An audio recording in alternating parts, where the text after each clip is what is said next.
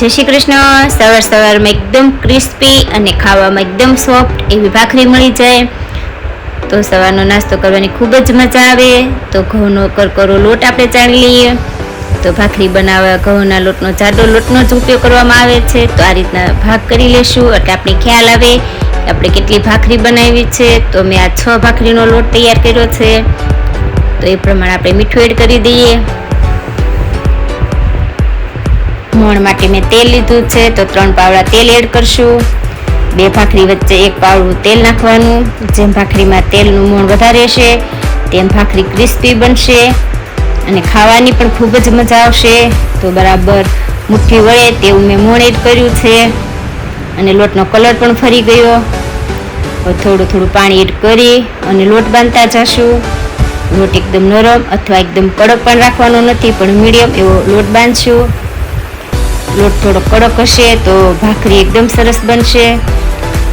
થોડું થોડું પાણી લેતા જઈ અને ભાખરીનો લોટ બાંધતા જશું। તો આપણે તાવડીને તપાવવા મૂકી દઈએ।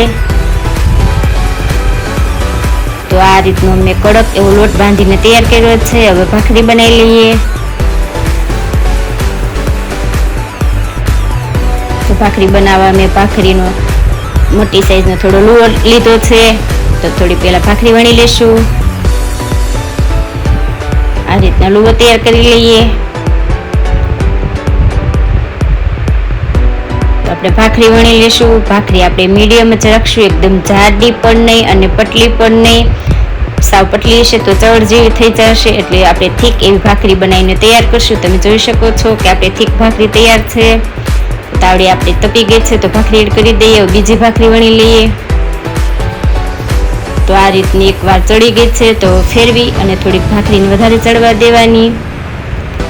ગેસની ફ્લેમ મીડિયમ રાખવાની, એકદમ હાઈ પણ નહીં અને સ્લો પણ નહીં।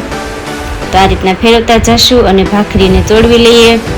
તો જે સાઈડ આપણે ભાખરી ફેરવી છે એ ભાગ વધારે ચડવા દેવાનો, એટલે ભાખરી ફૂલી અને સરસ તૈયાર થશે। તો આ રીતે આપણે ફેરવતા જઈ અને ભાખરીને ચોળવી લઈએ। તો ભાખરીને થોડી વધારે ચડવા દેવાની, એટલે ભાખરી ખાવામાં ખૂબ જ મજા આવશે અને બનશે પણ ક્રિસ્પી। તો ભાખરી આપણી ચડીને તૈયાર થઈ ગઈ છે। હવે બીજી ભાખરી એડ કરી દઈએ તાવડીમાં। ભાખરી ઉપર ઘી લગાડી દેશું। ભાખરીમાં જેમ ઘી વધારે લગાડેલું હોય તેમ ખાવાની ખૂબ જ મજા આવે। તો હું 2 ચમચી જેટલું ઘી લગાડીશ।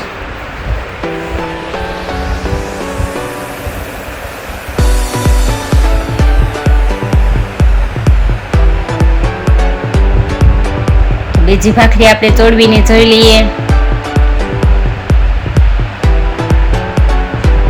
બીજી ભાખરી પણ ફૂલી અને સરસ તૈયાર થઈ। ફૂલેલી ભાખરી ખાવાની ખૂબ જ મજા આવે। તો આ રીતે ભાખરી એકવાર જરૂર ટ્રાય કરજો, એટલે ભાખરી બધી જ ફૂલીને તૈયાર થશે।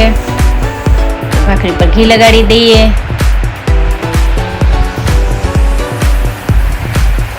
કેટલીમાં આપણે ચા ગાળી લઈએ। તો ચા આપણી તૈયાર છે। હવે એક ડીશમાં ભાખરી, ચા, કેરીનું અથાણું। તો સવાર સવારમાં એવી ક્રિસ્પી અને સોફ્ટ ભાખરી મળી જાય તો નાસ્તો કરવાની મજા જ કંઈક અલગ જ આવે। તો આ રીતે એકવાર ભાખરી જરૂર ટ્રાય કરજો।